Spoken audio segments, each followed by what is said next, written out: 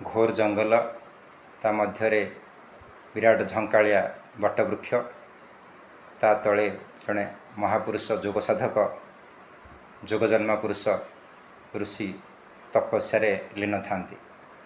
हठात तांको देहरे दी तीन बुंदा पानी भलिया पड़िला को स्पर्श है से देखिले। हठात तांकर ध्यान भग्न हो गला। से गछ उपर को देखती तो गोटे काक अर्थात काउटे बसी क्रंदन करुछि। से ताकू हाथ ठारे डाकिले, रे काऊ तू गछ उपर मो पाखक ओह्लैक आस। से ताकू पचारे, रे काऊ तोर कौन है, तू कहीं एमती कांदुछु?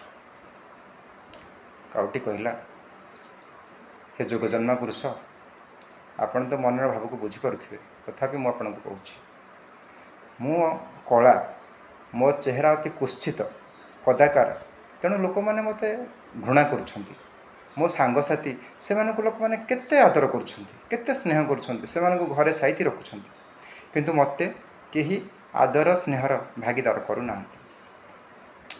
तेणु मु सबुबले गुणुगुण हो निजे जोटी बसुची एकांतरे मु कांदिबा को लगुच, कारण अन्य मान तुलन में मो चेहरा एत सौंदर्य नुहे। ऋषि कहले, ठीक अच्छे, तू जदि चाहूचु तू अन्य मानक परी सुंदर देखा जीवु तो सांगसाथी परी, ठीक अच्छे, तू भी बोधे से हो तापरे मध्य तोते 10 दिन समय दिगला। तू सारा संसार को देख, तो सांगसाथी जो माने को तू अनुसरण बा अनुकरण करुचु तांको पाखु जाके पहुँचे बुझे, तापर तू आसिक मते कह। काकटी छठ उड़ीगला।